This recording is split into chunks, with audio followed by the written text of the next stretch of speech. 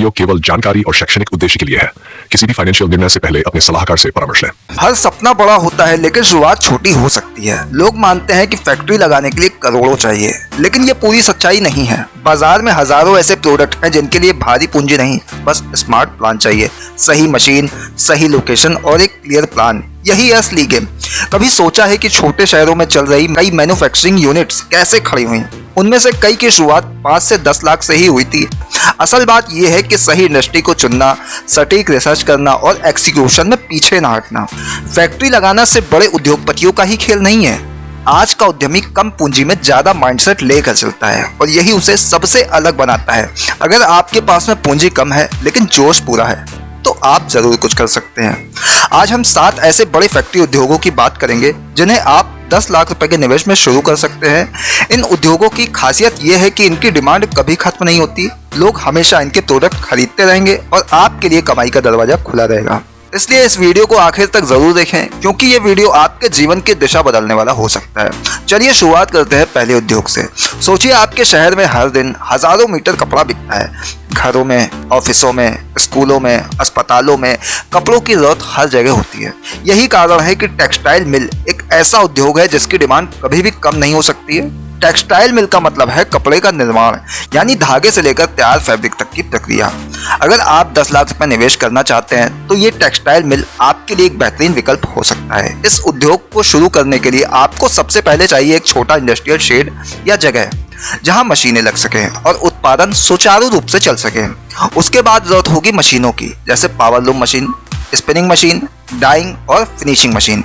आजकल कई कंपनियां मिनी टेक्सटाइल यूनिट्स की मशीनें उपलब्ध करवाती हैं जिन्हें आप 10 लाख रुपए के बजट में खरीद सकते हैं।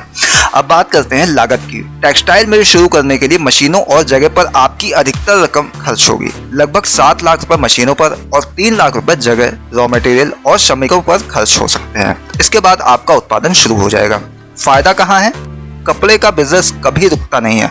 अगर आप रोज सिर्फ 100 मीटर कपड़ा बनाते हैं और हर मीटर पर 10 से 20 रुपए का भी संभावित मुनाफा निकालते हैं तो महीने भर में आपकी स्थिति के अनुसार अच्छी खासी कमाई हो सकती है। यही मात्रा अगर बढ़कर 200 या 300 मीटर हो जाए तो मुनाफा संभावित रूप से कई गुना बढ़ सकता है। और अगर आप बड़े होलसेलरों से जुड़ जाते हैं तो आपका उत्पादन और बिक्री दोनों स्थायी हो सकते हैं। यहाँ मैं आपसे पूछना चाहता हूँ, अगर आपको मौका मिले तो आप किस तरह का टेक्सटाइल प्रोडक्शन करना चाहेंगे? कॉटन, सिंथेटिक या फिर ब्लेंडेड फैब्रिक? कमेंट में बताइए ताकि हम जान सकें आपकी पसंद क्या है।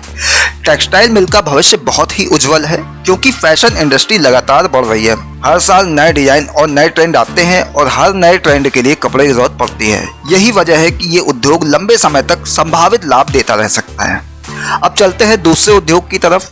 टेक्सटाइल मिल से जब कपड़ा तैयार हो जाता है तो अगला कदम होता है उसे सिलकर कपड़ों का निर्माण करना, और यही काम करता है रेडीमेड गारमेंट का उद्योग। सोचिए आपके बनाए कपड़े किसी बड़े शोरूम में टंगे हों और लोग उसे खरीदने के लिए उत्साहित हों।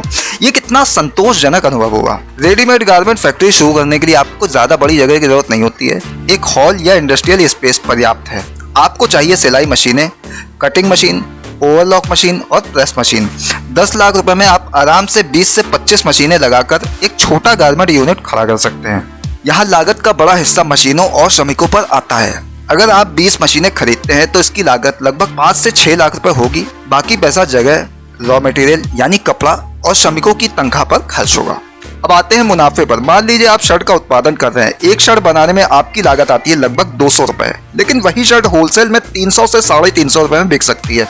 यानी हर शर्ट पर 100 रुपए से अधिक का संभावित मुनाफा। अगर आप रोज 100 शर्ट भी बनाते हैं तो महीने भर में ये संख्या 3000 तक पहुंच जाएगी।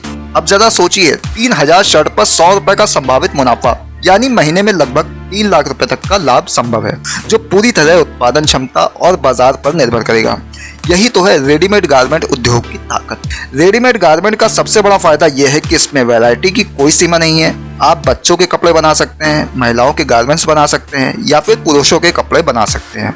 अलग अलग सेगमेंट पर काम करके आप अपनी फैक्ट्री को और भी बड़ा बना सकते हैं। अगर आपको रेडीमेड गारमेंट्स का उद्योग शुरू करने का मौका मिले तो आप किस कैटेगरी के कपड़े बनाना चाहेंगे?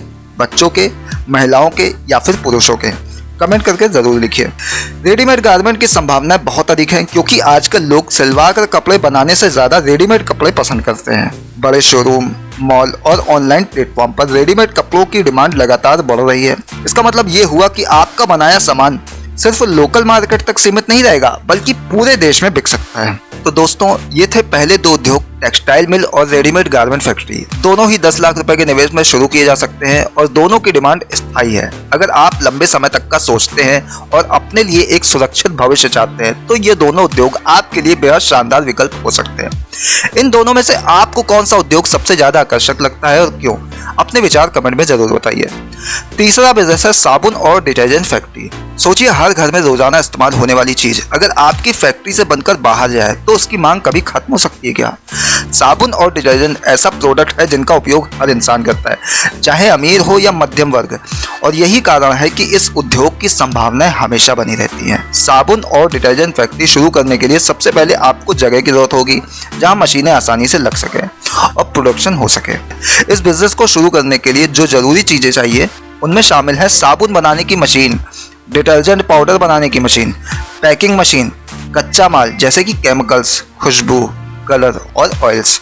ये सभी चीजें आपको मार्केट में आसानी से मिल जाती हैं। अब बात करते हैं लागत की। अगर आप 10 लाख रुपए का निवेश कर रहे हैं तो लगभग 5 लाख रुपए मशीनों और सेटअप पर खर्च होंगे, करीब 2 से 2.5 लाख रुपए कच्चे माल पर और बाकी रकम जगह, बिजली और श्रमिकों पर।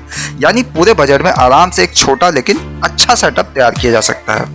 अब आते हैं मुनाफे पर। मान लीजिए आप 1 किलो डिटर्जेंट पाउडर तैयार करने में 60 से 70 रुपए खर्च करते हैं और वही मार्केट में 80 से 90 रुपए में बिकता है, यानी हर किलो पर 15 से 20 रुपए का मुनाफा।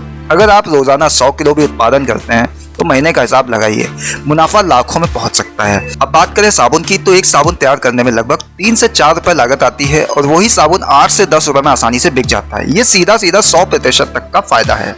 अब मैं आपसे एक सवाल पूछना चाहता हूँ, जब आप मार्केट से साबुन खरीदते हैं तो आप किस तरह का साबुन पसंद करते हैं? महक वाला, हर्बल वाला या फिर साधारण डिटर्जेंट वाला? अपने विचार कमेंट में जरूर लिखिए। इस उद्योग की संभावनाओं की बात करें तो ये बहुत विशाल है। हर घर, हर होटल, हर हॉस्टल और हर संस्था को साबुन और डिटर्जेंट चाहिए। आजकल लोग हर्बल और ऑर्गेनिक साबुन की तरफ भी आकर्षित हो रहे हैं, जिसका मतलब है कि आप अपने प्रोडक्शन में वैरायटी रखकर और भी ज्यादा ग्राहकों तक पहुंच सकते हैं। इसके अलावा पैकेजिंग पर ध्यान देकर आप अपने ब्रांड को मजबूत बना सकते हैं। एक बार मार्केट में आपकी पहचान बन गई तो ग्राहक बार बार आपसे ही खरीदेंगे। चौथा बिजनेस है plastic injection moulding plant. Plastic product का इस्तेमाल हमारी रोजमर्रा की जिंदगी में हर जगह होता है। खिलौने, घरेलू सामान, औद्योगिक पार्ट, बकेट, कुर्सी, बोतल और ना जाने क्या क्या। यही वजह है कि प्लास्टिक इंजेक्शन मोल्डिंग प्लांट एक ऐसा उद्योग है जिसकी डिमांड लगातार बनी रहती है। इस उद्योग को शुरू करने के लिए जरूरी है इंजेक्शन मोल्डिंग मशीन, मोल्ड्स, कच्चा प्लास्टिक ग्रेन्यूल्स और पावर सप्लाई। इन मशीनों से आप अलग अलग डिजाइन और साइज के प्रोडक्ट बना सकते हैं। अब बात करते हैं लागत की। 10 लाख रुपए के बजट में आपको 5 से 6 लाख रुपए मशीन और मोड्स पर लगाने होंगे। करीब 2 से 2.5 लाख रुपए कच्चे माल और बाकी की रकम जगह और श्रमिकों पर खर्च होगी। मुनाफा यहाँ भी शानदार है। मान लीजिए आप एक प्लास्टिक बकेट तैयार करने में 20 रुपए खर्च करते हैं और वही बकेट मार्केट में 60 रुपए में बिकता है। ये सीधा 100% तक का फायदा है। अगर रोजाना सैकड़ों पीस तैयार किए जाएं तो महीने में कमाई आसानी से लाखों तक जा सकती है। यहाँ मैं आपसे एक सवाल पूछना चाहता हूँ, आपके घर में सबसे ज्यादा इस्तेमाल होने वाला प्लास्टिक प्रोडक्ट कौन सा है? बाल्टी, डिब्बा या फिर बोतल? कमेंट में जरूर बताइए। इस बिजनेस की संभावनाएं बहुत बड़ी हैं क्योंकि छोटे घरेलू प्रोडक्ट से लेकर बड़े इंडस्ट्रियल पार्ट्स तक सब कुछ प्लास्टिक से बनता है और अगर आप क्वालिटी बनाए रखते हैं तो बड़े बड़े होलसेलर और बड़ी कंपनियां भी आपके ग्राहक बन सकते हैं। पांचवा बिजनेस है बेकरी और पेस्ट्री फैक्ट्री। अब जरा सोचिए, आजकल हर उत्सव, हर पार्टी और हर मौकों पर केक और पेस्ट्री अनिवार्य हो गए हैं। यहाँ तक कि सामान्य दिनों में भी लोग कुकीज, ब्रेड और बेकरी प्रोडक्ट खूब पसंद करते हैं। इसका मतलब ये हुआ कि बेकरी और पेस्ट्री की डिमांड हर समय बनी रहती है। इस फैक्ट्री को शुरू करने के लिए आपको चाहिए oven, mixer, baking tray, packing machine और कच्चा माल जैसे आटा, शक्कर, बटर और फ्लेवर। 10 लाख रुपए के बजट में आप एक अच्छी बेकरी यूनिट तैयार कर सकते हैं। अब लागत और मुनाफे की बात करें तो मान लीजिए एक पेस्ट्री बनाने में आपकी लागत आती है 10 रुपए और वही पेस्ट्री आप 25 रुपए में बेचते हैं, यानी 15 रुपए का साफ मुनाफा। अगर रोजाना 500 पेस्ट्री बिकती हैं तो महीने का हिसाब देखिए, ये बिजनेस आपको लाखों रुपए तक की आय दे सकता है। इसी तरह ब्रेड और कुकीज में भी लागत कम और मुनाफा अच्छा होता है। यहाँ पर मैं आपसे एक सवाल पूछना चाहूंगा, आपको बेकरी में सबसे ज्यादा क्या पसंद है? केक, कुकीज या फिर पेस्ट्री? अपने जवाब कमेंट में जरूर लिखिए। बेकरी और पेस्ट्री की फैक्ट्री की संभावनाएं और भी ज्यादा हैं, क्योंकि इन प्रोडक्ट की डिमांड त्योहारों और खास मौकों पर कई गुना बढ़ जाती है। अगर आप अच्छी क्वालिटी और यूनिक फ्लेवर पेश करेंगे तो आपका ब्रांड आसानी से लोगों की पसंद बन सकता है। साथ ही ऑनलाइन ऑर्डर और डिलीवरी प्लेटफॉर्म से जुड़कर आप अपने कारोबार को और भी तेजी से बढ़ा सकते हैं। छठा बिजनेस मसाला पाउडर प्रोसेसिंग फैक्ट्री का है। सोचिए, भारत जैसे देश में जहां हर घर का स्वाद मसालों से जुड़ा हुआ है, वहां अगर आप इस क्षेत्र में फैक्ट्री लगाते हैं तो इसकी मांग कभी खत्म नहीं होगी। हल्दी, मिर्च, धनिया, गरम मसाला, सांबर मसाला, चाट मसाला, ये सिर्फ खाने का जायका ही नहीं बढ़ाते बल्कि हमारी संस्कृति से भी जुड़े हुए हैं। यही वजह है कि मसाला उद्योग भारत के सबसे तेजी से बढ़ते हुए क्षेत्र में से एक है। अगर आप लगभग 10 लाख रुपए की पूंजी लगाकर इस क्षेत्र में उतरते हैं तो इसका भविष्य बेहद उज्जवल हो सकता है। सबसे पहले बात करें मसाला प्रोसेसिंग फैक्ट्री के लिए किन किन चीजों की जरूरत होगी। आपको एक छोटी सी यूनिट के लिए जगह की आवश्यकता होगी जहां कच्चा माल लाया जा सके और मशीनरी लगाई जा सके। इस काम के लिए आपको मसाला grinding machine, packing machine, mixing unit और क्वालिटी चेकिंग उपकरण चाहिए होंगे। अगर आप शुरुआत में स्थानीय किसानों और मंडियों से हल्दी की गांठ, मिर्च, धनिया और अन्य मसाले खरीदते हैं तो आपकी लागत कम हो जाएगी और साथ ही आप उन्हें प्रोसेस करके पैक प्रोडक्ट के रूप में मार्केट में बेच सकते हैं। अब लागत की बात करें तो एक बेसिक मसाला प्रोसेसिंग यूनिट लगाने में मशीनरी और सेटअप पर लगभग 5 लाख रुपए तक का खर्च हो सकते हैं। इसके अलावा कच्चे माल, पैकेजिंग, स्टाफ और अन्य खर्चों के लिए लगभग 3 से 4 लाख रुपए तक की जरूरत होगी। इस तरह कुल मिलाकर 10 लाख रुपए में एक अच्छी फैक्ट्री खड़ी हो सकती है। लेकिन यही निवेश आगे चलकर आपको बड़े मुनाफे का रास्ता भी दिखा सकता है। मुनाफे की संभावनाओं पर गौर करें तो मसालों का मार्जिन काफी अच्छा होता है। अगर आप हर महीने लगभग 10 से 12 टन मसाले प्रोसेस करते हैं तो आसानी से 2 से 2.5 लाख रुपए तक की शुद्ध कमाई हो सकती है। जैसे जैसे आपकी ब्रांडिंग और नेटवर्क बढ़ता है, ये मुनाफा कई गुना तक जा सकता है।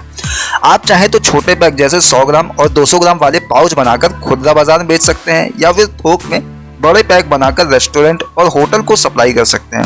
यहाँ एक दिलचस्प पहलू यह है कि भारत का मसाला उद्योग सिर्फ देश के भीतर ही सीमित नहीं है बल्कि बाहर भी बेहद लोकप्रिय है।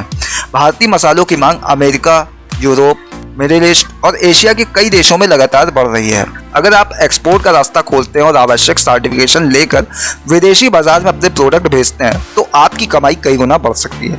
यहाँ तक कि एक्सपोर्ट में मसालों के रेट घरेलू बाजार से ज्यादा मिलते हैं, जिससे आपका लाभ और भी अधिक हो जाता है। अब आप सोचिए, अगर लोकल मार्केट और एक्सपोर्ट का फायदा दोनों एक साथ मिले तो आपके कारोबार का ग्राफ कहाँ तक जा सकता है।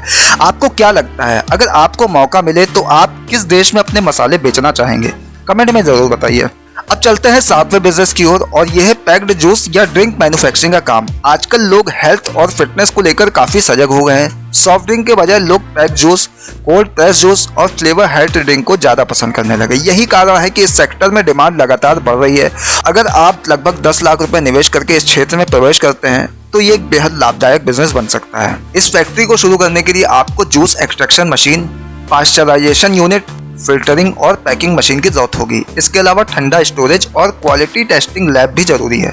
कच्चे माल के तौर पर आपको मौसमी फलों की आवश्यकता होगी जैसे कि आम, संतरा, सेब, अमरूद और नींबू। आप चाहे तो फ्लेवर ड्रिंक या हेल्थ बेस्ड एनर्जी ड्रिंक भी बना सकते हैं। लागत की बात करें तो मशीनरी पर लगभग 6 से 7 लाख रुपए और बाकी के 3 से 4 लाख रुपए कच्चे माल, पैकेजिंग और ऑपरेशनल खर्चों पर जाएंगे। इस तरह कुल मिलाकर 10 लाख रुपए में एक अच्छी पैकेज जूस यूनिट स्थापित हो सकती है। मुनाफा इसमें भी काफी आकर्षक है। अगर आप महीने 5,000 से 10,000 लीटर जूस पैक करते हैं और बेचते हैं तो आसानी से 1.5 से 2 लाख रुपए तक की शुद्ध कमाई हो सकती है। बड़े पैमाने पर और ब्रांडिंग के साथ ये लाभ कई गुना तक बढ़ सकता है। यहाँ तक कि कई कंपनियां सिर्फ एक फ्लेवर के जूस से शुरुआत करती हैं और फिर धीरे धीरे अपने प्रोडक्ट रेंज को बढ़ाती हैं। संभावनाओं पर नजर डालें तो आज के समय में स्कूल, कॉलेज, ऑफिस, कैफेटेरिया और रेस्टोरेंट्स में पैकेज जूस की मांग तेजी से बढ़ रही है। अगर आप मार्केटिंग और डिस्ट्रीब्यूशन सही तरीके से करते हैं तो आपके पास में एक स्थायी ग्राहक वर्ग तैयार हो सकता है।